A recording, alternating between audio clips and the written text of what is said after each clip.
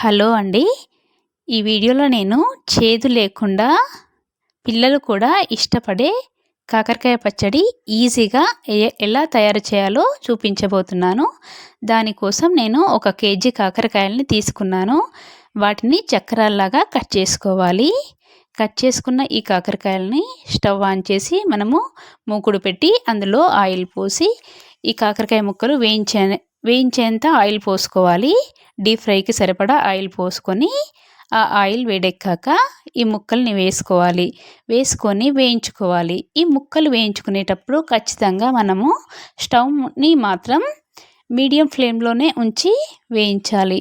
లేకుంటే మనకి ఆ ముక్కలు మాడిపోయినట్టుగా అనిపిస్తుంది, టేస్ట్గా అనిపించదు. మీడియం ఫ్లేమ్లో ఆ ముక్కల్ని మనము వేయించుకోవాలి. నేనైతే కేజీ ముక్కలు కాబట్టి ఒకేసారికి ఆ ముక్కలన్నీ వేగలేదు కాబట్టి 4-5 వాయిలు వేయించాను. ఆ ముక్కల్ని మనం వేయించుకున్న ముక్కల్ని ఒక సపరేట్ గిన్నెలోకి తీసుకోవాలి. ఆ ముక్కలు మనము ఇలా టచ్ చేస్తే ఈజీగా విరిగేలాగా ఉండాలి. ఆ ముక్కలు గోల్డెన్ కలర్ వచ్చే విధంగా మనము వేయించుకోవాలి. ఇది మనం జలుబు చేసినప్పుడు కూడా ఈజీగా మనకు ఏమి తినబుద్ధి కాదు కదా. జ్వరం వచ్చినప్పుడు, జలుబు చేసినప్పుడు మనం వేడి అన్నంలో ఒక 2 ముద్దలు ఇది పెట్టుకొని తింటే చాలా బాగుంటుందండి. చూడండి, సపరేట్గా ఆ గిన్నెలోకి ఈ ముక్కలు తీసుకున్నాను. ఆ ముక్కలు ఇలా అంటే ఈజీగా విరిగిపోతున్నాయి. అలా విరిగేలా చూసుకోవాలి. దీనికోసం నేను కేజీ కాకరకాయలకి 1/2 కిలో కారం అండి. అది అద్దపావు గ్లాస్ అన్నమాట. దాంతోని 2 గ్లాసుల కారం తీసుకున్నాను. 1 గ్లాసు ఉప్పు అంటే అద్దపావు ఉప్పు, 1/2 కిలో కారం. అద్దపావు అంటే 1/2 కిలోల సగం అండి. అదేమో జీలకర్ర మెంతులు వేయించుకున్న పొడి. జీలకర్ర మెంతుల పొడి 1/2 గ్లాస్ తీసుకోవాలి. దీనిని మనము మిక్స్ చేసుకోవాలి. కారము, ఉప్పు, జీలకర్ర మెంతుల పొడి మిక్స్ చేసుకొని సపరేట్ గిన్నెలో ఉంచుకోవాలి. ఒక 4-5 గడ్డలు వెల్లుల్లి కూడా మనము పొట్టు తీసి దంచి పక్కన పెట్టుకోవాలి. ఇప్పుడు మనము పోపు కోసం మూకుడులో ఆయిల్ పోసి జీలకర్ర, ఎండుమిర్చి, కరివేపాకు వేసి అవి వేగగానే మనము స్టవ్ ఆఫ్ చేసుకోవాలండి. కావాలంటే ఆవాలు కూడా వేసుకోవచ్చు. అవి వేగగానే స్టవ్ ఆఫ్ చేసుకొని మనం కచ్చా పచ్చాగా దంచుకున్న వెల్లుల్లి రెబ్బలు, ఇంగువ పొడి కూడా వేసి స్టవ్ ఆఫ్ చేసి ఆ పోపుని చల్లారనివ్వాలి.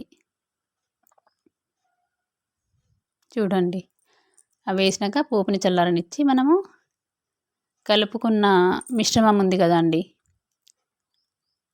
కారం, ఉప్పు, జీలకర్ర మెంతుల పొడిని ఆ పోపులో వేసి కలపాలి. మనకు ఆయిల్ తక్కువగా అనిపిస్తే ఇంకా కొంచెం ఆయిల్ కూడా వేసుకోవచ్చు. ఆ పోపులో ఈ మిశ్రమాన్ని మొత్తం కలపాలి. మొత్తం కలిపిన తర్వాత మనం వేయించుకున్న ముక్కలు ఉన్నాయి కదా, ఆ ముక్కల్ని వేసి ఈ మిశ్రమంలోకి కలిపేయాలి. ఆయిల్ కొంచెం తక్కువ అనిపిస్తే నేను మళ్ళీ కొంచెం ఆయిల్ వేసాను. ఇప్పుడు ఈ పోపు మిశ్రమంలోకి మనం కాకరకాయ ముక్కల్ని వేసుకోవాలి.